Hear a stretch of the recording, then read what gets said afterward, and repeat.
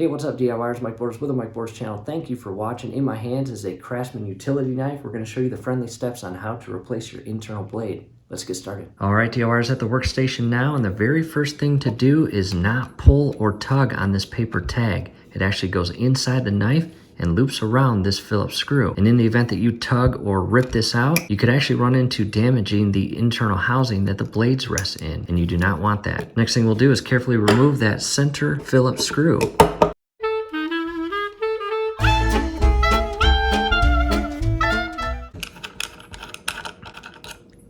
Go ahead and set that aside.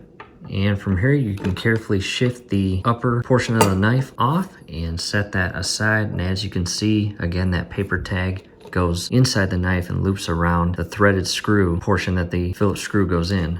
And you can remove that paper tag. And from here, go ahead and grab your internal housing and set that above your knife. In most cases, you have 4 blades. And I've got a magnetic tip on my Phillips screwdriver, and I'm just going to grab one blade.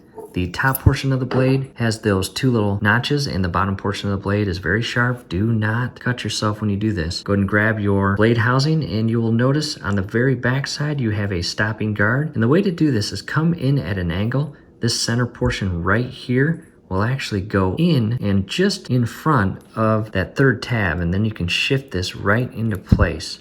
And you'll know the blade is installed properly when it is flush with the rear portion of the housing, as well as at the stopping guard. And from here, you can carefully rest it inside the rails.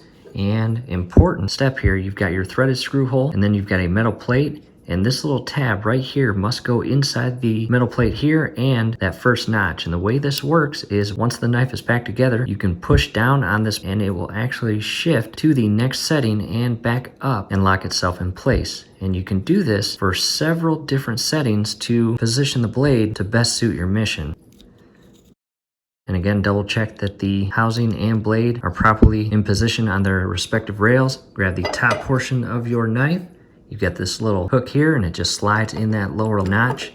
And go ahead and carefully insert and secure your Phillips screw. Do not cross thread this, that would not be good. You want this screw pretty snug, but do not over tighten it. And at this point, let's go ahead and test the knife.